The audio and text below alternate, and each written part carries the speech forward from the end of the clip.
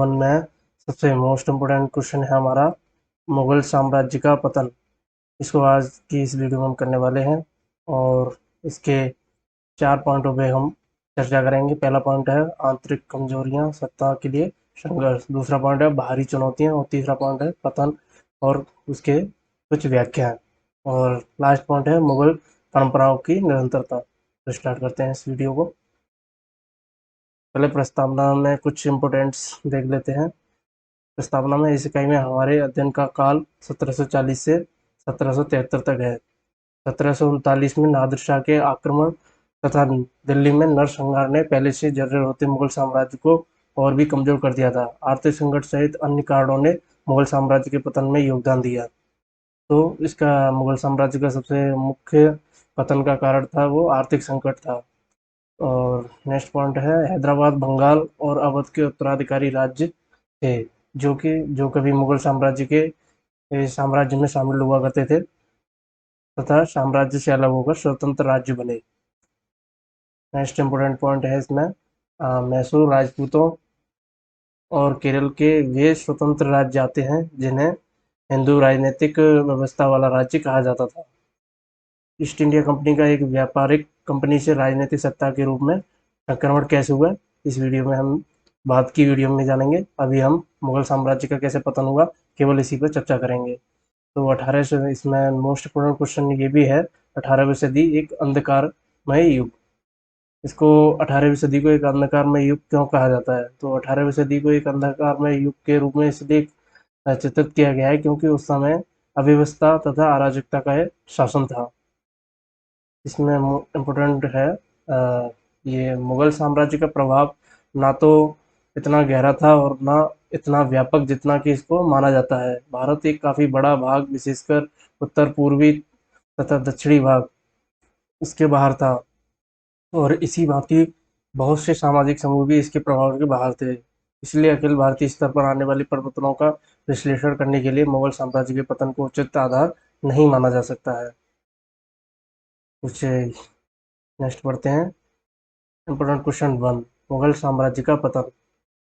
तो इस मुगल साम्राज्य के पतन के मुख्य क्या कारण थे, इसके बारे में चर्चा करते हैं। 18वीं सदी के पूर्वार्ध में ही मुगल साम्राज्य का पतन प्रकट होने लग गया था। 1740 में जिस तिथि से हमारा अध्ययन शुरू किया गया है, नादिर शाह उस समय नादिर शाह ने मुगलों की राजधानी दिल्ली नगर को तहस नहस कर दिया था।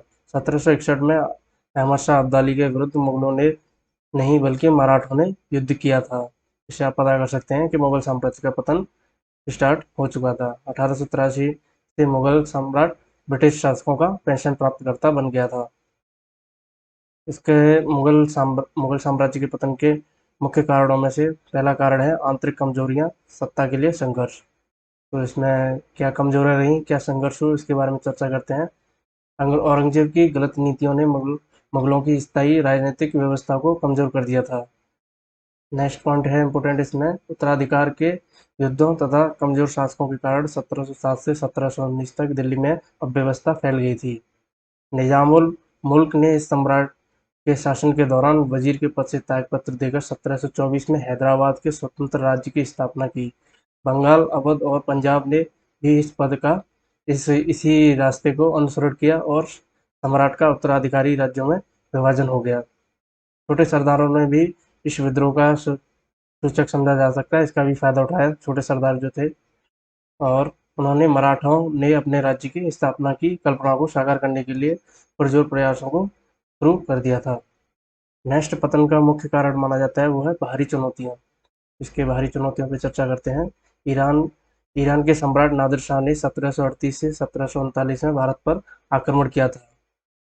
ये भी एक चुनौती भरा कार्य था मुगलों के लिए, परंतु नादिर शाह के आक्रमण का दिल्ली पर इतना व्यापक प्रभाव नहीं हुआ जितना कि सामान्यतः माना जाता है। अब्दाली के आक्रमण का दिल्ली पर अधिक भयंकर प्रभाव हुआ था, परंतु 1772 तक स्थिति पुनः सुधर चुकी थी।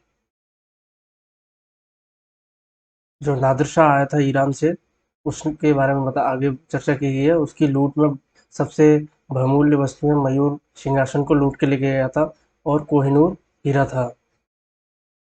नेक्स्ट है नादिर शाह ने मुगल साम्राज्य के सामरिक महत्व के कुछ हिस्सों जैसे काबुल सहित सिंधु नदी के पश्चिमी क्षेत्रों का अधिकार कर लिया था। नादिर शाह के सेनापति के रूप में अहमद शाह अब्दाली अति महत्वपूर्ण हो गया था तथा नादिर शाह की मृत्यु के पश्चात उसने अफगानिस्तान पर अपना शासन कायम कर लिया था। और उसके पश्चात उसके कुछ समय बाद अहमद शाह अब्दाली उसकी सबसे महत्वपूर्ण विजयों के बारे में चर्चा करें तो उसकी विजय मराठों के विरुद्ध हुई 1761 में, जो कि पानीपत के तृतीय युद्ध हुआ था। उसमें अहमद शाह अब्दाली की जीत हुई थी। इसको भी हम एक तरह से मुगल साम्राज्य के पतन का मुख्य कारण मान सकते हैं, क्योंकि मुगल सत्ता पे इसका इसके बाद मुगल सत्ता का कोई भी उत्तराधिकारी मौजूद नहीं था।